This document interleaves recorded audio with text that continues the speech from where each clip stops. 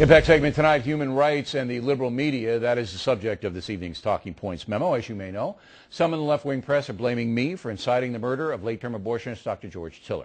A domestic terrorist shot the doctor dead, and zealots say my reporting on Tiller motivated the man, even though there's absolutely no evidence of that.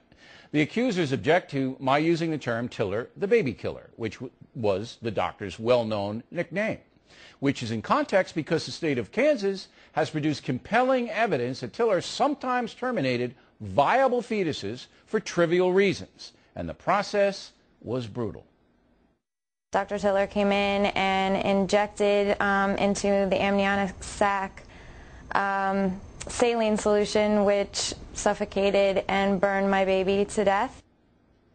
Now, the only press organizations we could find critical of Tiller while he was alive are the Washington Times and the Topeka Capital Journal. All the rest, all the other media, either supported Tiller's brutal activities or stayed silent.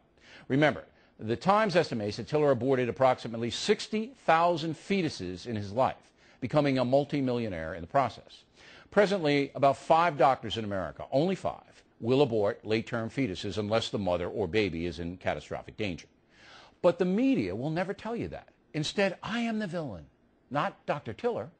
So what do we make of Roger Ebert saying that I am a danger to society? In his column, Ebert never mentioned Tiller's gruesome practice, so I guess he approves of it.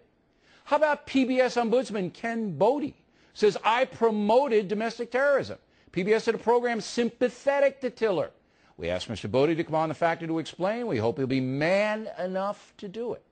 And what about Joy Behar? Apparently never met an abortion she didn't support.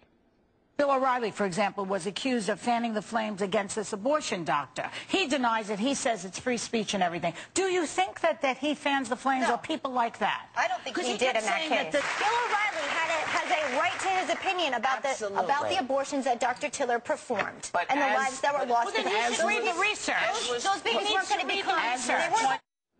Do the research? What nonsense. Everything we reported about Tiller is true. Everything.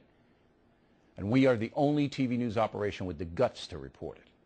And that is the crux of the matter. Evidence shows that Tiller was a gross human rights violator.